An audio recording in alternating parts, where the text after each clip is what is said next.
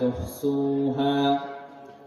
তোমরা যদি আল্লাহ নিয়ামতকে গণনা করো কিয়ামত চলে আসবে, কিন্তু আল্লাহ এত অগণিত নিয়ামত দিয়েছেন যেই নিয়ামতের গণনা কেউ শেষ করতে পারবে না।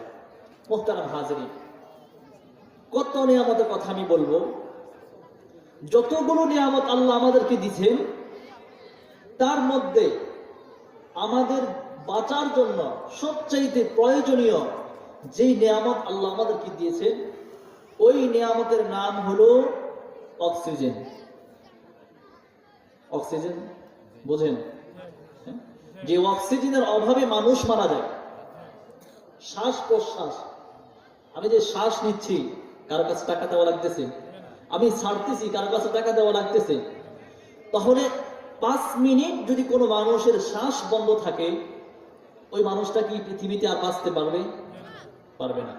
তাহলে আমরা বুঝতে পারলাম পৃথিবীতে বেঁচে থাকার জন্য যত নিয়ামত আল্লাহ আমাদেরকে দিয়েছেন সমস্ত নিয়ামতের চাইতে এই নিয়ামতটা অনেক গুরুত্বপূর্ণ নিয়ামত এবং অনেক প্রয়োজনীয় নিয়ামত। কথাটা কি সত্যি?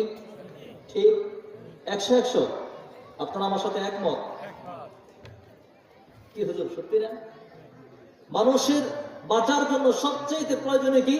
শ্বাস প্রশ্বাস। অক্সিজেন না পাইলে মানুষ 5-10 মিনিট পরে এমনি মারা যায় অক্সিজেনের অভাবে। করোনার সময় অনেক মানুষ অক্সিজেনের অভাবে মারা গেছে। কিন্তু আল্লাহ তাআলা আমাদেরকে এই যে অক্সিজেন দিচ্ছেন এটা কি কারো কাছ থেকে কিনে ব্যবহার করা লাগতেছে?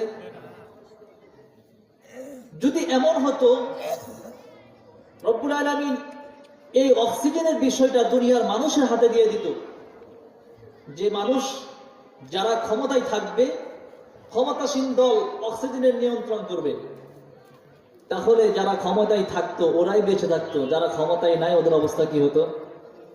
কথা বলেন। পাইতো ওরা ক্ষমতায় অক্সিজেন? পাইতো না।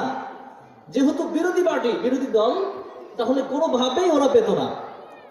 এবং যদি এমন হতো যে অক্সিজেন এটা কিনে ব্যবহার করা লাগতো, আমার ভিতর থেকে কার্বন ডাই অক্সাইড বের করতে হলে তাও আমার টাকা দেওয়া লাগতো, তাহলে মানুষ কত পরিমাণ অক্সিজেন কিনে পাওয়া যেত?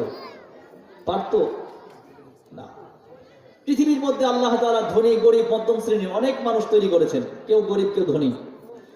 কিন্তু শ্বাস প্রশ্বাসের বেলায় কারো কাছে প্রতিবন্ধক আছে, তুমি বড় লোক দেখে তুমি বেশি নিবা, তুমি গরিব দেখে তুমি কম নিবা, এই কথা